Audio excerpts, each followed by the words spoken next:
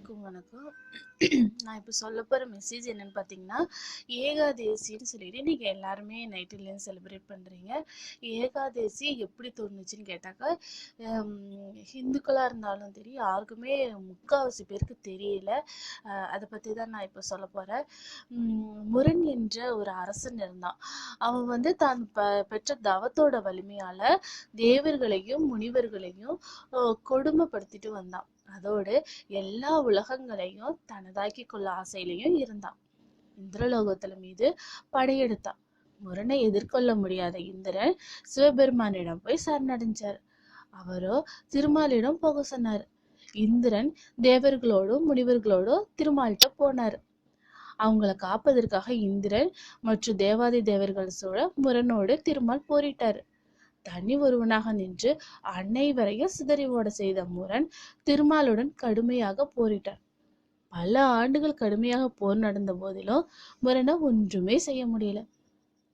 சங்கு சக்கரம் முதலான 5 வகை ஆயுதங்களை பிரயோகித்தும் முரணை அழிக்கவே முடியல. பல ஆண்டுகள் போர் புரிஞ்சாலும் ஏற்பட்ட களைப்பால பல ஆண்டு போர் செஞ்சதுனால ரொம்ப களைப்பாயிடுச்சு. அதனால திருமல் என்ன பண்ணாரு, இமயமலையில உள்ள பத்ரிகாசிரமம் சென்று அங்கு அடர்ந்த மரங்களுக்கு இடையே இருந்த சிம்ஹாஹி என்னும் குகையில பள்ளி கொண்டார். அவரை பின்தொடர்ந்து வந்த முரண் குகைக்குள் உறங்கி கொண்டிருந்த திருமாலை கொல்வதற்காக தன் உடைவாள உருவினான். அப்போ திருமாலோட உடலிலிருந்து தர்ம தேவதை கன்னியாக வெளிப்பட்டு அவனை எதிர்த்து நின்றான். முரண் ஆயுதங்களை எடுத்து போருக்கு தயாரா ரெடி ஆகுறதுக்கு முன்னாடி அவனை தன்னுடைய பார்வையாலேயே சாம்பலாக்கிட்டாங்களாமா. அதுக்கப்புறமா தர்ம தேவதை மீண்டும் திருமாலிடம் வந்து சேர்ந்துட்டாங்க. தூக்கம் கலைஞ்சி எழுந்த திருமால் தர்ம தேவதையை ஆசீர்வதித்து அவங்களுக்கு ஏகாதேசி அப்படின்னு பெயரிட்டாங்களாமா.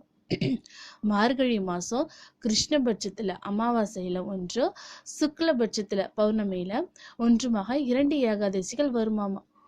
ஒன்று கிருஷ்ணபட்சத்தில் வரும் ஏகாதசிக்கு உற்பத்தி ஏகாதசின்னு சொன்னாங்களாமா. இந்த ஏகாதசி விரதமானது சகல பாவங்களையும் போக்கும் வல்லமை கொண்டதாமா. ஓகேங்களா?